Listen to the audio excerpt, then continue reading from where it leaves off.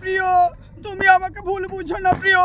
আমি সত্যি সত্যি তোমাকে স্বপনে ভালোবাসি। যদি ভালোই বাসতিস তাহলে আমাদের গল্পে অন্য করে কোন পুরুষের হিস্ট্রি থাকতো না।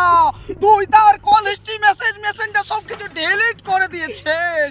না না প্রিয়, এ তুমি কে কথা বলছো? এ আমি করতে পারি না প্রিয়। হ্যাঁ, আমি তোর মোবাইল হ্যাক করে জানতে পেরেছি যে তুই একটা অন্য ছেলের সাথে রিলেশনশিপে আছিস। না না, এ হতে পারে না। তুমি আমাকে ভুল বুঝছো। ভুল বুঝার কিছুই নেই।